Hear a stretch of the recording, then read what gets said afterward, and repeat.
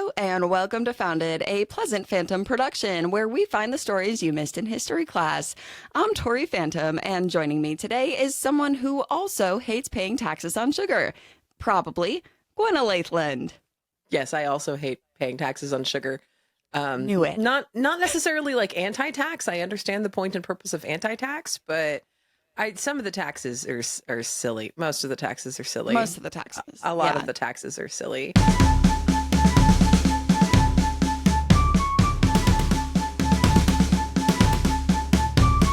I'm feeling not representation right now. And it's no taxation without representation. We've sung this song before.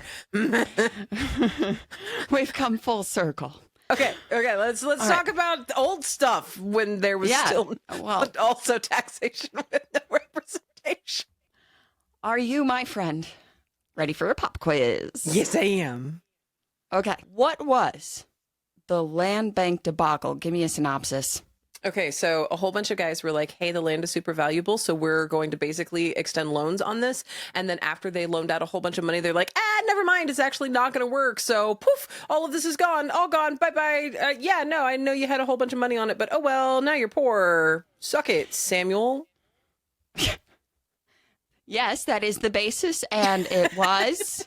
Also, the land bank debacle was backed by the royal governor at the time until rich people got mad about it, at which point they decided it was illegal, and the board of the land bank were held liable for all of the money to be repaid in the money that didn't exist because their economy had already tanked, which is why they started the land bank to begin with. And yes, Samuel that Adams particularly Sr. victimized Samuel Adams' dad. Yes, but then was also that Samuel also Adams. became Samuel Adams, the Samuel Adams we know's problem. Exactly. Okay. Exactly. Next question. How did the colonists feel about the Sugar Act? At first, no one really cared, but then Samuel Adams started running his mouth, and everyone decided they cared after that. Yeah. And what was the Sugar Act called? The American Duties Act.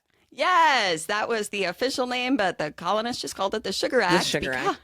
And it was a resurrection of the Molasses Act, where they restructured it that it was way less easier to steal around, because that's just what they were doing with the Molasses Act. I am so proud of you right now. I'm paying attention.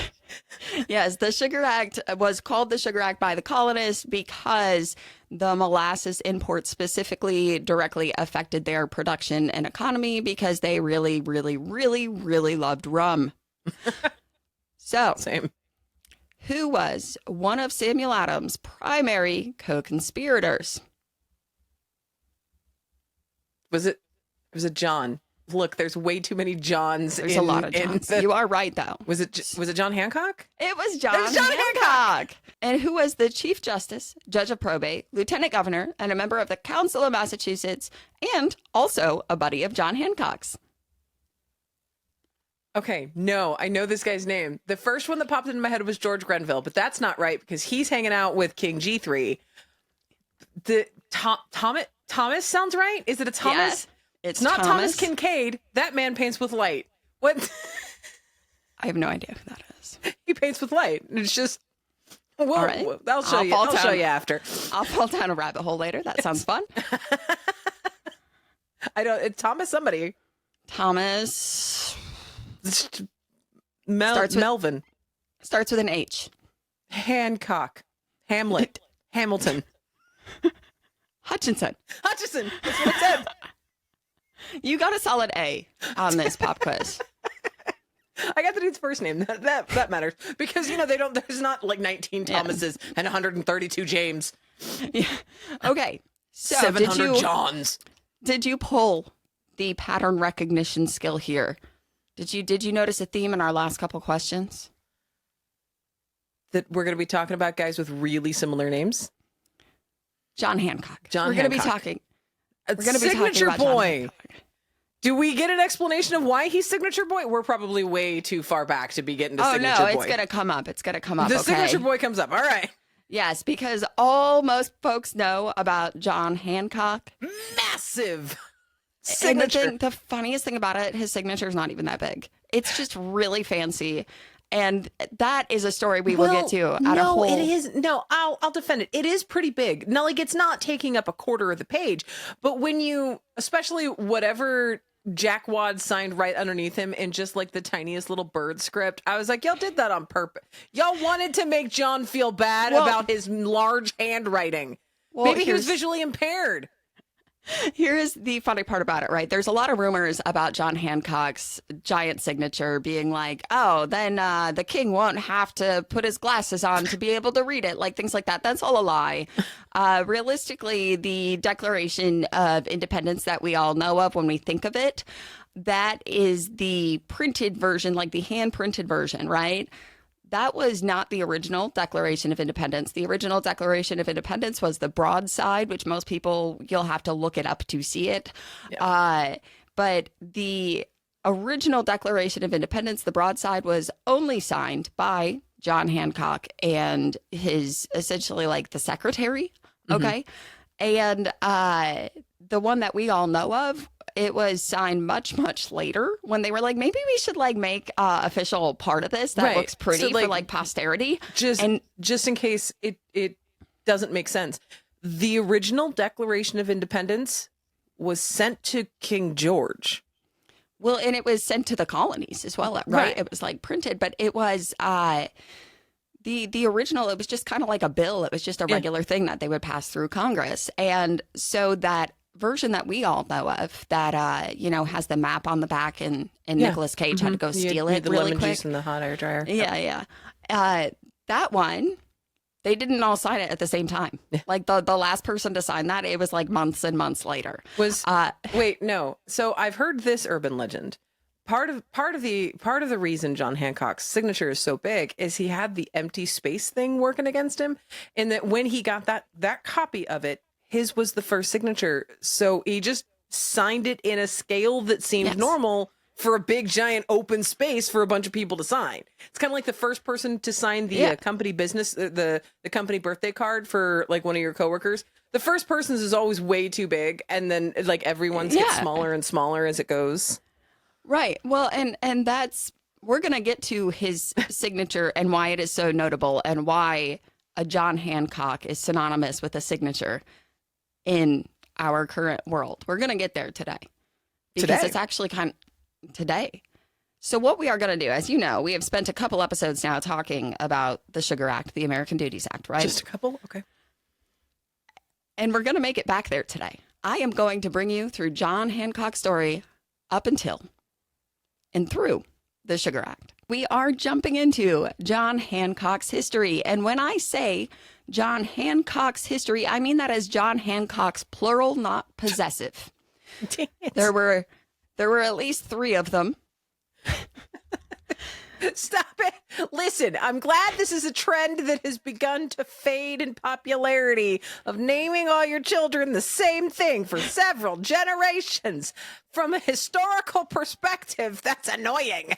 From a cultural perspective, there's fantastic significance, and I'm not actually making fun of anyone who's got a first, second, third name and is very proud of their family history displayed through the name. Well, yeah, and don't worry here, okay? Because for the purpose of this episode, we are going to call them First John, Second John, and Third John until we no longer need those identifiers, at which point I will let you know. I'm just naming them after the books of the Bible now. Which is there great really because is a where First we're John, starting, Second John, Third John. Where we are starting today is about how the Hancocks had led the congregational churches around Boston since First John stepped up to the pulpit in 1698. And First John was power hungry.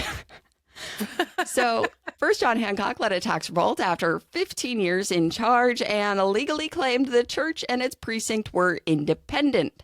So Lexington, Massachusetts was born, and First John became the Bishop of Lexington, which didn't really make sense because there were not bishops in the Congregational Church. But that did mean that First John was the first Hancock to level up their social class. So I can't stop giggling every time you say Hancock. I'm sorry. I have this sense of humor with 12-year-old. It's not going to get better. Carry on.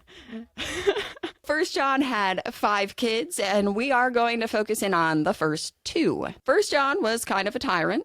He messed up Second John. On But today's episode of Childproof, yeah, we could hit the trauma button for him. we hit the trauma button several times here. Okay, got it. Carry on. Yeah. So Second John still became a reverend bishop of his own church in Braintree, Massachusetts, now Quincy, after being a librarian at Harvard for 3 years. I know you really like libraries. We really like libraries. So go check out Bibliophage, where we talk about books, available on all streaming platforms. And so Second John married Mary and had 3 children of his own. And we are going to focus in on his first son, though second child, Third John, and that is the John Hancock we all know because of his pretty signature. Okay. So to review, we've got First John, bishop of a church that didn't actually have any bishops in Massachusetts. And leader of Lexington, because church and government were connected at this point. Super connected. Yes. Because, okay. And then he had 5 kids, but we only care about the first 2. Second John, who was also a preacher in a slightly different place in Massachusetts, Braintree. But now it's called Quincy. Yes. Okay. So Quincy, Massachusetts. And then he had several kids, including Third John, which is our John, the John we care about. Yes. And the other child of First John we're going to be talking about. If you say his name is John, I'm leaving. It isn't. Our John's uncle is Thomas Hancock. And he took a different path. Thomas took a different path than Second John because he left his dad's house at 14 years old and became an indentured apprentice in a bookseller shop. Wait, stand by. So his dad was so bad that he's like, you know what? I would rather give up a significant amount of my own freedoms to go work and move books than continue living with my dad. Yeah, it was partly that, and partly First John could only afford to send 1 kid to Harvard. So Thomas drew the short straw there, being the second born. Primogeniture. Suck it, dude. Yeah. And okay. But here's the thing with Thomas, right? He leaves at 14 to go into indentured servitude, right? An indentured apprenticeship, and eventually becomes one of the richest men in all of colonial America after establishing the House of Hancock. He was one of the most powerful merchants in Boston. So kind of, you could think of House of Hancock like a super Walmart. He had everything, and if he didn't have it, he could get it, and he really liked smuggling. And Thomas Hancock is actually connected to a bigger picture than just the founding father, John Hancock. Okay? So I'm he had a role to play other than being John Hancock's uncle. Yes, exactly. Okay. So we're going to do one of your favorite things now. We're going back in time. We're going back in time.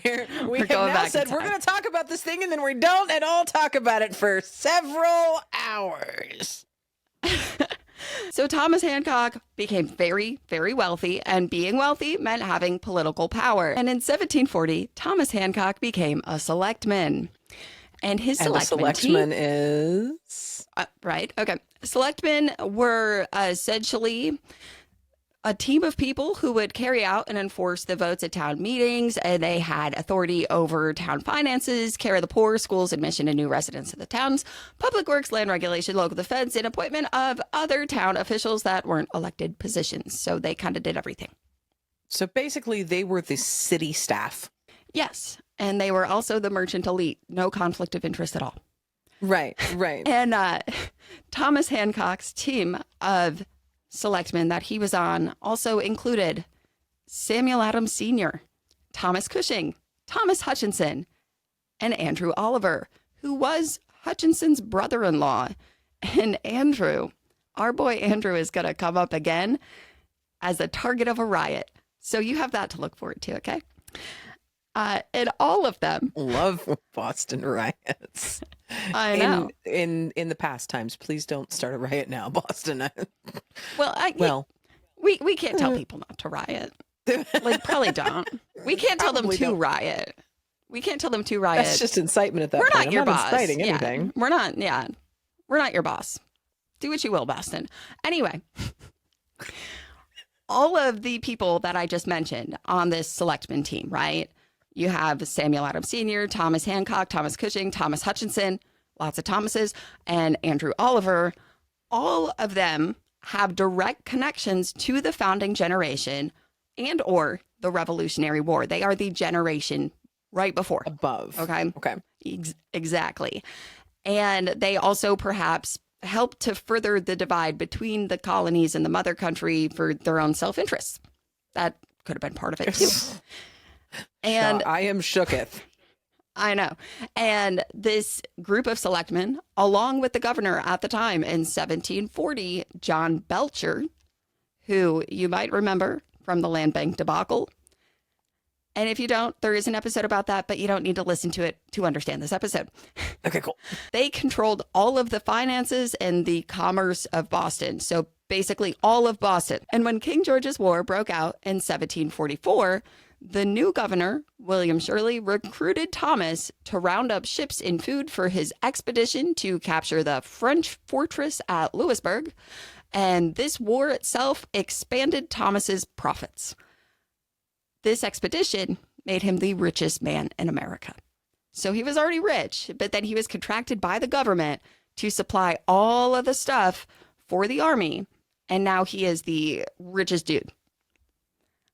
Was Okay? he like good about distributing the things to the army, or was there just like a massive amount of embezzlement and they got like thin gruel? He was very good at his job. Oh, okay. Listen, that's a valid question because it kind of goes 50-50 through these guys. Either they got a boatload of crown money and they're like, yes, I will spend this exactly as I should. Here are all of the things you need, dear army. And then the other half of them, they're like, oh, check it out, rolling in the dough. All of that's mine. Here's a button. Make do. No, it was such a valid question. Thomas Hancock actually, while he was the wealthiest man, he also spent a lot of his own money to improve the city for everyone. Okay. So he was a really rich dude, and he was like a little altruistic as well. All right. But also he did not want to stop being rich. I mean, who would? So yeah. Now, I mean, fair. And now we're going to bring it back to Braintree, where Second John ended up is had his rolling church. preacher life. Yes. And Braintree also happens to be where John Adams grew up. In fact, Second John baptized John Adams. And John Adams was the 12 years younger cousin of a certain Samuel Adams. Right. Samuel Adams' dad, also known as Deacon Adams, and Samuel Adams, was a powerful church leader in his own right, a successful brewer, and a powerful politician until the whole land bank debacle. Right. And the Adams family, not the Wednesday variety, we're not the only wealthy farmers dressed in plain clothes. First John knew that there was money in Braintree and that some of the wealthy merchants and farmers in this tiny town had ties to the royal governor. So First John, our power-hungry tyrant, wanting Second John to have money and power, gave a powerful sermon at Second John's ordination at the church in Braintree. And part of his speech here, quote, "The laws of Christ have given them this power to take wages for their work and to take it not as alms or charity, but as justice." So he's out here arguing that the preacher needs to be paid by y'all. He's doing all this work for your eternal savior. Mm-hmm. And he should be paid. Okay, so just so you know how odd this is, back in the day, pastors didn't get paid. The payment they got for being the shepherd of the flock, for being a religious leader in the community, is a lot of times they would stay at or very near the church. The tithes and offerings that the church would collect would not only fund all of the programs for like the poor or whatever the church did to make the community better, but it would also pay for the pastor's food, the pastor's clothes, the pastor's family. The churches didn't pay the pastors. The pastors served the churches, and as a result got benefits like food, shelter, water, and, Yeah. a flock to tend, which is their godly calling according to their own religion. Right.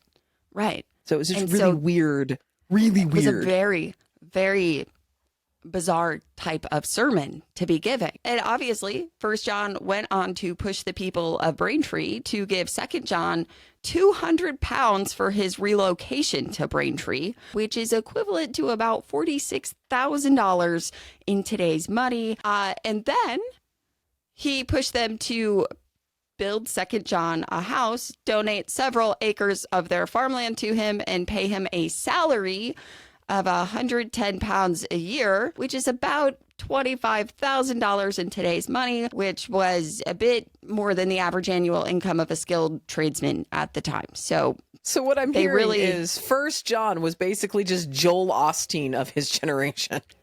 yeah, that's a really good way to look at it. Yep. Yeah. Now, Second John was more well liked. The other part, though, right? Because I told you that First John was kind of a tyrant, right? He liked the money, he liked the power. Yeah. And Second John, on the other hand, he actually let his deacons handle the secular governance, and he focused on his duties as a pastor. Our John Hancock, the third John, grew up in Braintree, and John Hancock and John Adams were childhood friends, and I'm gonna air quote friends, because John Adams kind of had a chip on his shoulder about John Hancock that he wasn't really able to brush off until much later, and we're gonna talk about that way later on. But we're not focusing on Abigail Adams' husband in depth today. So continue. We are now going to jump into Third John more specifically. Third John being our John Hancock. And so unless I say otherwise, if I say First or Second John, I will only be talking about our signature boy, John Hancock. Siggy boy. Yes. Okay. Sure, we can give him that nickname.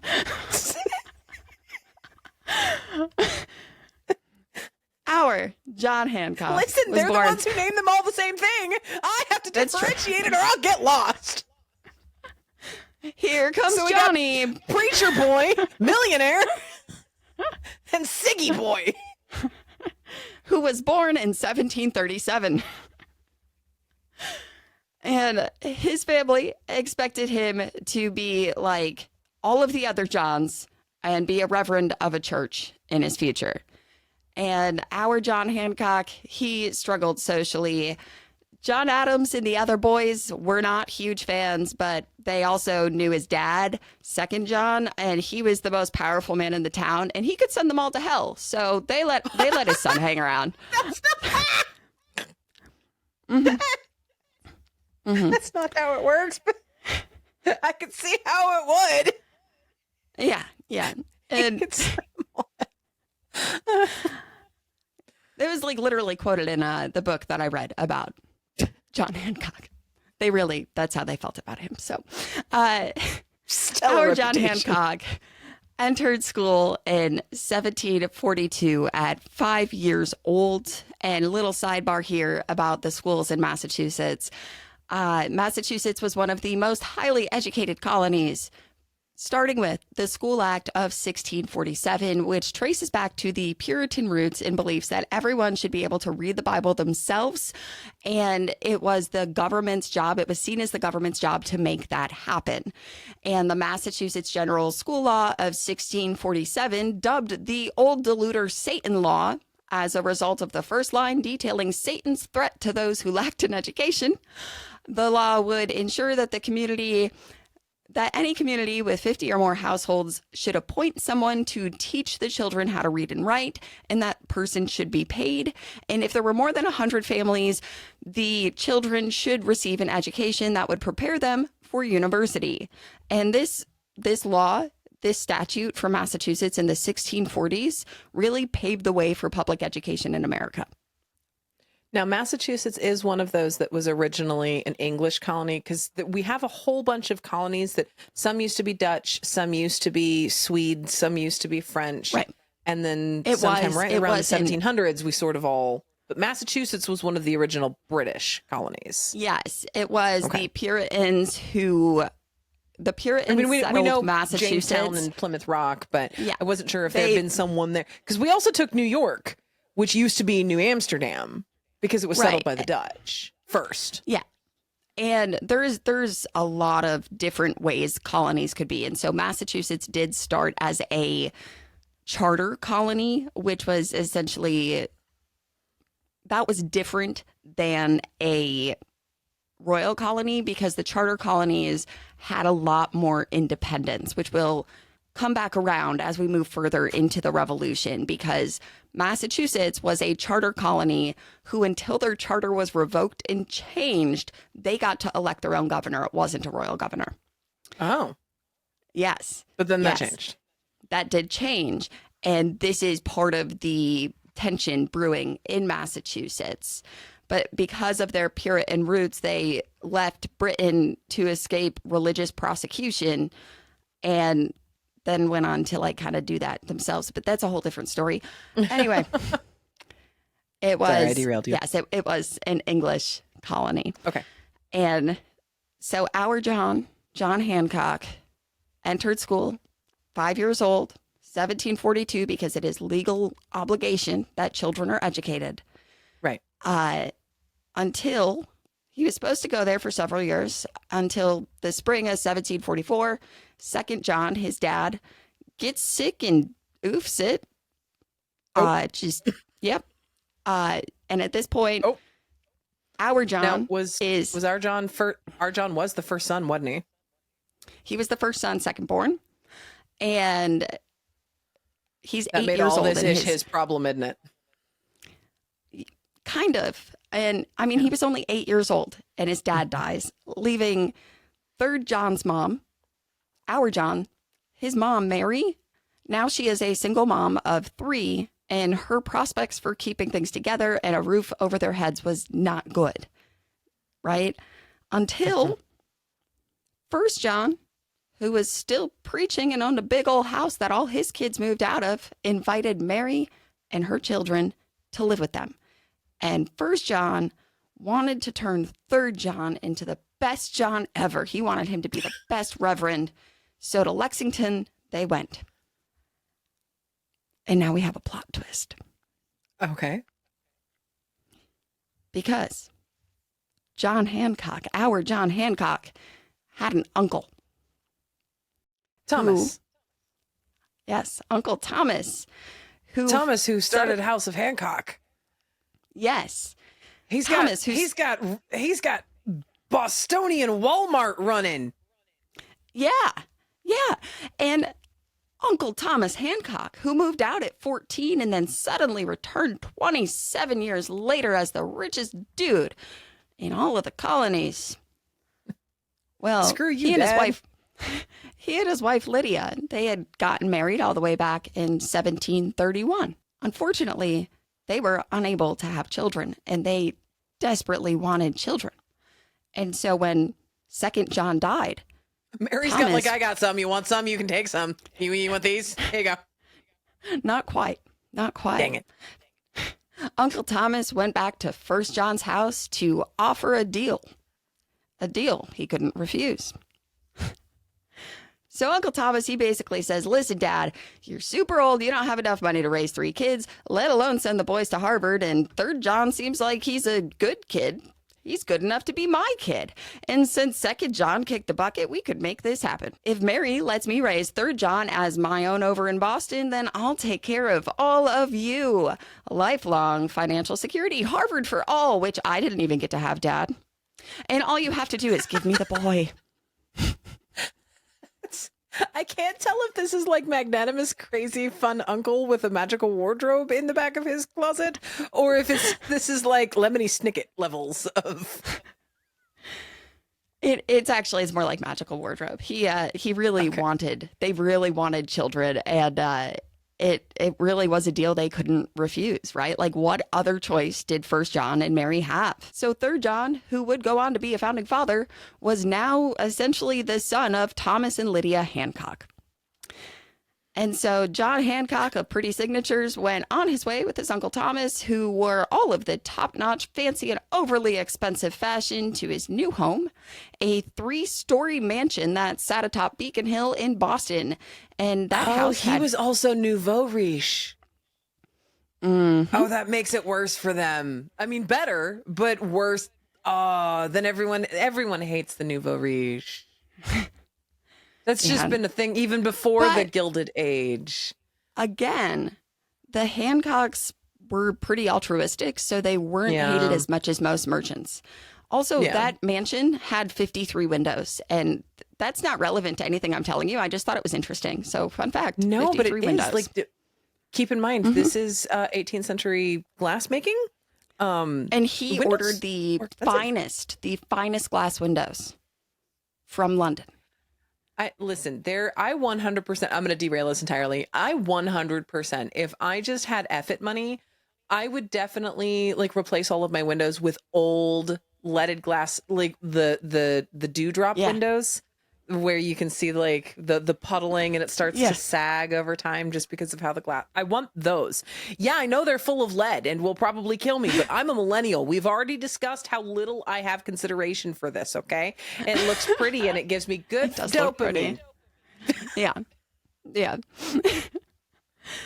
And our John Hancock, who is now living in this 3-story mansion with 53 windows, went from wearing an old worn suit that his mother made that didn't fit properly. And upon entering this mansion and moving in with his uncle Thomas and his Aunt Lydia, he starts wearing velvet breeches and embroidered satin shirts with lace ruffles and silver shoe buckles.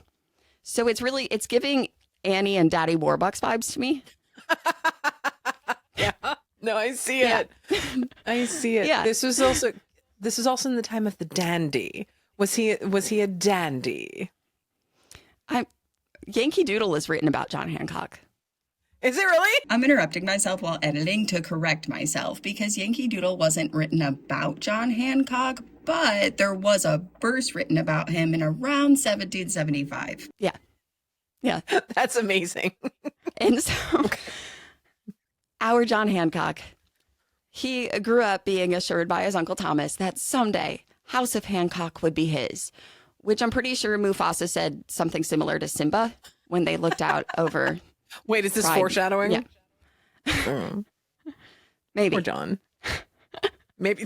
You can't walk it back. Is it foreshadowing? Yeah. Maybe. No, that's not how it works. You already spilled. It's foreshadowing. Thomas is going to kick it in some unfortunate and tragic way. Continue. Hamsters. And so John Hancock started his schooling at that tiny schoolhouse in Braintree and ended up with a private tutor within hours of entering Boston before eventually being enrolled to one of the finest Latin schools in the colonies, where he also struggled socially. And at this school, they spent an hour a day, 5 days a week, perfecting their handwriting, which is why we all know his signature. He was getting handwriting classes an hour a day for years and years and years. Mm-hmm. He didn't have a choice at this point. It was just muscle memory. He couldn't not do it pretty. Yeah. He had some of the finest handwriting at the entire school. Like he was renowned for it. And then, wow, that's the only thing people know him for at this point, which is wild to me. Okay. And in 1750, Hancock enrolled in Harvard at 13 and a half years old. He was the second youngest in his class, and this was over a decade after. He was 13. Yeah. We're out here going, children cannot have cell phones at 13 because they're not mentally developed enough. They're not emotionally developed enough to handle all that is the internet. And this boy was the second youngest at Harvard. Yeah. My 13-year-old is doing algebra now. So but John Hancock, he's 13 and a half years old. And second youngest in the class. Harvard. There's some other mofo who's younger than him in Harvard. Just be like, yes, teach me the things. This is just over a decade after Samuel Adams, who you remember as the rabble rouser of Boston, had chosen to debate for his master's candidacy at Harvard whether or not it was legal to resist the crown under certain circumstances, which was around the time that his dad was getting wrecked by the land bank debacle. All right. So It's all connected. I'm guessing Siggy Boy was present for the, hey, it might be possible to resist the crown under certain circumstances. Well, no, because Samuel Adams was there over a decade before. Oh, okay. Yeah. But Samuel Adams and John Hancock would go on to do many things together, and I'm so excited to get to that point. But first, you need to know John Hancock. And because he was so young, second youngest in his class at 13 and a half, because when you are 13 going to Harvard, you have to the half matters. It's also like when you're like 5'2" and you wish you were taller. It's like, no, I'm 5'2" and 7/8. Really, Exactly. the 7/8. Yeah, exactly. And because of his age, though, he boarded off campus with a minister to avoid the hazing. Like, Uncle Thomas and Aunt Lydia really, really, really, really loved John and wanted to take care of him. And they're like, we don't want you living on campus right now. That's not good for you. No way. And there was another Harvard student who was also boarding there, who was Benjamin Church, who will go on to become a doctor. And there's a lot of controversy surrounding him, but this episode's not about him. So moving on, during Hancock's sophomore year, I feel like there was a lore drop back there, but okay. Yeah, you're gonna remember this probably in like I won't. 5 to 30 episodes later when we get to Benjamin Church. No, I won't. And you'll just confidently say, we already talked about this, and I'll just nod. yeah, that's fine. And during John Hancock's sophomore year, he did move on to campus, and he went wild with independence, breaking rules, and getting in trouble. And he Standard actually college ran experience. Yeah. Exactly. And he actually ran into his childhood pal, John Adams, who had entered Harvard over a year after Hancock, even though he was a little older. And that was because John Adams' family didn't have the same money. So it was a bit more of a struggle to get him there. And John Adams, that chip on his shoulder, got a little bigger. And during his last year at Harvard in 1754, George Washington triggered the 7 Years' War. We've discussed that. That part I remember. Yes. And so the last year John Hancock is at Harvard, George Washington is leading a militia with Tanner murdering Grissom Jumonville. and accidentally admitting to murder. Yes. Jumonville. Accidentally confessing to murder at the same time, which I always find it interesting to connect those dots just in my own mind. So I figured I'd share. And the Hancocks also profited off of the 7 Years' War. You know, I mean, when you find something you're good at and you stick to it. Right. When you're a merchant and a war breaks out around you, it turns out a lot of those goods need merchanted and moved. Yeah. And Thomas Hancock seemed to have this like sixth sense about things and just so happened to order a bunch of stuff that you would need during a war before this happened, like right before this happened, which is like wild. So they profited immensely. And because of the increased workload from the war, once Hancock had graduated from Harvard, he was kind of put on a speed run to learning the business of the House of Hancock. And he would eventually become a partner and then owner of. And one of the most important skills he learned from his uncle that became a passion of his own, smuggling. Like smuggling. Listen, I don't want to glorify it, but man, smuggling seems fun. It's I'm not saying that I'm going to smuggle anything, but it seems if you want like that little burst of adrenaline, seems like the way to get it. Yeah. And John Hancock was then sent to Britain for a year to get cultured and also collect his uncle's debts and pay some of his uncle's bills and meet the House of Hancock connections because Thomas wanted to retire, but he couldn't until John was ready. And his trip across the ocean took 37 days. We talk a lot about how long it took for things to go overseas. His trip to London took 37 days. And his year in London was probably on a pretty quick ship meant to make that journey quickly. 37 days would have been considered and they were the richest. They were quick, the quick richest little there. jaunt across So the they pond. could, yeah, and they could afford that. They could afford the best of the best, right? Yeah. And his year in London cost more than £500, which was about 5 times what a skilled craftsman would make in a single year. And Uncle Thomas prepped his connections in London. Remember, like, John is the apple of Thomas's eye. Like, he is so in love with his nephew. And so he had sent a letter over to his connections that basically said, hey, my nephew is so great and awesome, and I know you'll see that too. Take extra good care of him. Also, I'm rich. He didn't write that he was rich, but like, they knew he was rich and their business relied on him. So like, there was pressure there. He could have just said it, but he didn't have to. So what I'm hearing is John Hancock was just this massive accidental Nepo baby. Yes. And of course, most of the connections replied with sentiments like, yeah, John is so great. He's winning all the hearts of the business world here. Like, we all love him so much. I guess it's Nepo nephew, but same diff. Yeah, exactly. And so along with wowing the businessmen in London, he also went wild in the social sphere. John's time in London inspired his absolutely bonkers taste in extravagance, and he would be judged and criticized that until the end of his story. And not the one I'm telling, like his life story. He was so extravagant and bougie. Like, he was just criticized. Like, the man was wearing purple velvet suits. Purple was such a hard color to get. I see no problem with it, but also given context, that's weird. Yeah. And his party animal days in London did come to an end when King G2 died and the country went into mourning. And he wrote a letter to his mom about how the city was now dull and basically yammered on about being bored. But he also wanted to extend his time in London to attend King G3's coronation, though his uncle did tell him no. Yeah, his uncle told him no when he asked if he could stay. But to escape his boredom of a country in mourning, he went to Amsterdam, where he got sick. A poor servant girl took care of him, and he was really nice to her, which got him criticized.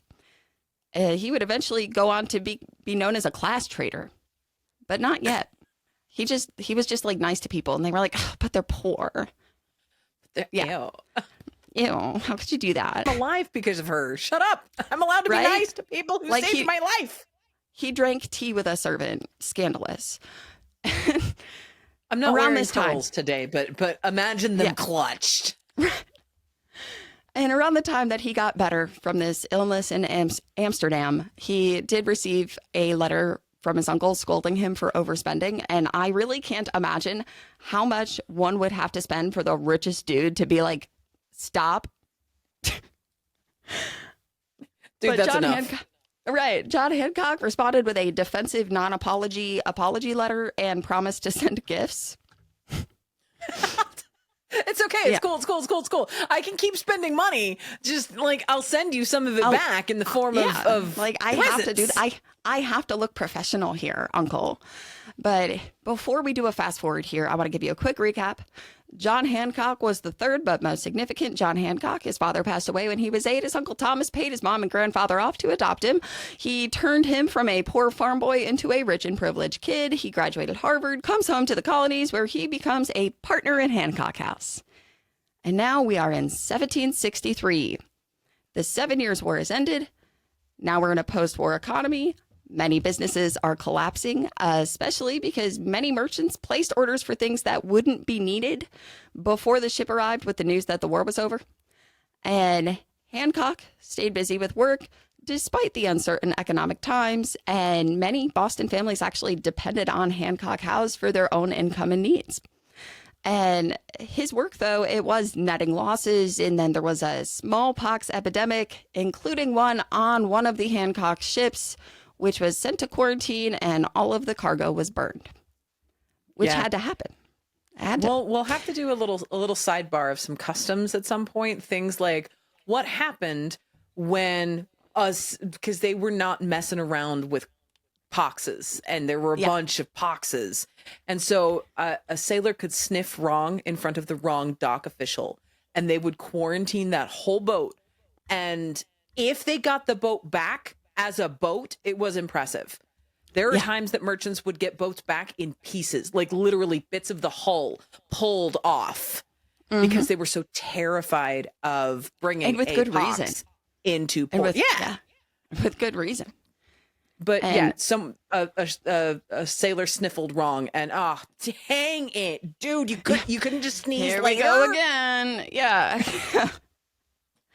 And so he did have all the cargo on one of his ships burned. And again, like the post-war economy, like it was failing. It was a very bad scenario. Yeah. And then what happens? What happens during this time? 1764. Oh. Right? Oh, 1763. the American Duties Act. Yes, the American Duties Act. We're back at the Sugar Act, right? We made it all the way back to the sugar. I'm impressed. We did. Yeah. And do you remember what the Sugar Act is? It means that they could just take boats because they wanted to, among other things. Do a quick refresh, okay? Basically, the Sugar Act was meant to keep profits from the colonial market within the empire and hurt the French. And the customs privileges were enhanced to prevent that smuggling. And remember, John Hancock loved smuggling. It was a family business. And some colonists objected to the act because they argued it would harm the trade market and violate colonial rights. Veterans of the 7 Years' War were appalled by the Crown's money grab, and a committee of veterans from Boston actually said of Britain and the Crown, "We settled this province and this country. We enlarged and defended the empire in America. We fought and lost many lives, and by the choices the Crown is making, they brought themselves an immense debt." So the veterans are like, why should we pay that? We have paid for this, right? And then there's Hancock and other rich merchants who were more concerned with how it violated their personal rights and their potential lost revenues and the future of their businesses. And after watching his uncle build the whole house of Hancock through allying with the Crown instead of protesting them, he was a loyalist. And while he didn't love the taxes, he believed it was his obligation to follow the rules as a British subject. However, the typical colonist, and especially the poor, they couldn't handle any more financial burden, and they certainly couldn't bribe their way around them. And by spring 1764, John made some really savvy business choices. He created a whale oil monopoly and drove the prices up 5 times compared to the previous year. They made like their candles and everything with the whale oil. So this was really great business move that benefited him directly. It really sucked for everyone else, especially the other merchants whose ships were completely empty because he bought it all up. And now, Gwenna, I am so excited to tell you because now we are in August of 1764 and it is now time for our hamster moment of the day. Okay, good. Good. Wait, no. Okay, I'm settled. Go. Okay. On August 1st, 1764, Thomas Hancock walked up to the townhouse for a meeting of the governor's council. And as he entered the chamber, he collapsed.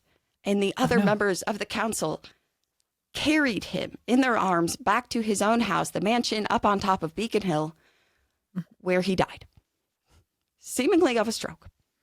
But he walked all the way in. He walked all the way through town, walked into the chambers and just down. Yep. Okay. Yeah. Which meant a jaunty little walk killed Thomas Hancock. All right. Probably a stroke, but whatever. And Thomas left donations for Harvard and actual charities, but most of his estate was left to his wife Lydia and mainly John. John did have a younger brother, Ebenezer. He got like a little bit, but hardly. Okay. And so to John, he was left the money, the entire business, over 20,000 acres of New England land. Lydia received the mansion, everything inside of it, and the enslaved people forced to work there inherited that. That's gross. But one enslaved man, Cato, received the gift of freedom at 30 if he, quote, behaved to the satisfaction of Lydia. Everything about that is disgusting. You can get your freedom if you act real nice. And again, Anyway. Yeah, we are never going to shy away from these stories, but we are going to focus We will be in on rude their about them. stories. Yeah, we're of course, but we will do an actual focus in. I don't feel like it is going to do the justice of these people's stories and why this was a problem that wasn't addressed how it should have been in a 2-sentence moment of a John Hancock biopic. I don't Right. think that is fair. So Now, eventually we will have an entire episode, but it's probably going to keep many. coming up. Yes, often. it will keep Often. coming up. And at this point, now that Uncle Thomas collapsed in a chamber, Hancock is now the richest man in the colonies. He's like 28 years old. And within a year of his uncle dying, he was elected as a selectman because he's rich. And so the new taxes did not stop him from procuring all the luxuries he was used to and enjoyed at first. You know, I never thought the leopards would eat my face. So we are headed. Now that we have John Hancock up through the Sugar Act, we are headed towards the Stamp Act and many riots. But we do have some more people to learn about before we get there. And John Hancock Stories is one of the most important stories when it comes to the founding of America. And yet all we typically get is a lie about why he left such a large signature on the Declaration of Independence. Right. And so I want to give you some a little highlight reel of things we're going to look forward to with John Hancock. Are you ready? Okay. John Hancock in his transition from fence sitter to radical, in his tumultuous bromance with Samuel Adams, his on-again, off-again relationship with Thomas Hutchinson, his complicated marriage, his journey through politics, his journey with the Sons of Liberty, that time he kicked customs officers off his ship and the charges were dropped against him because he didn't have any weapons, and that other time when another one of his ships was seized by customs in another town as payback for that first ship, and a riot ensued because the people loved John Hancock. And then there was that time he used his position as the colonel of the Corps of Cadets to disrespect a British general.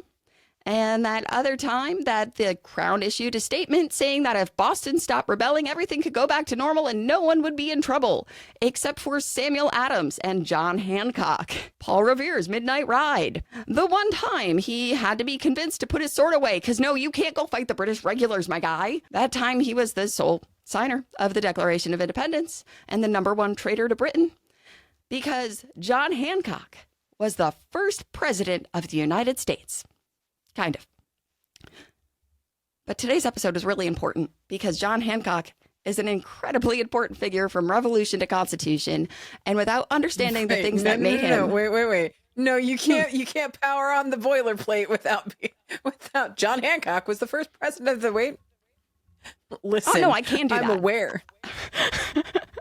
I'm aware that this podcast is uncovering the history I missed, and that feels like an important bit to have left out of the general historical education. Yeah, it does, doesn't it? Okay. Yeah. All right. But No, we'll get there. continue. Yeah, we had to end in 1764. Those are the rules that I so made. we got to the Sugar Act. Please know that at any given point, my question will be, are you going to explain how John Hancock was the first president? That's what I'm looking forward to now. All right. Well, we'll start a little countdown, or I guess a count up. We'll see. My bet's 10 episodes. I think I have to sit through 10 episodes before I finally get explained how John friggin' Hancock was the first friggin' president of the United friggin' States. Drop it in the comments. How many episodes do you think it's going to take? But without understanding the things that made John Hancock, we can't fully understand the choices he ends up making. So join us next time when we talk about someone or something else. I'm thinking Joseph Warren. That's where I'm leaning towards. We'll see. That's but a we name can't move haven't on. heard. That's interesting. Yeah. And we can't move on to the Stamp Act without understanding the key players of the chaos first.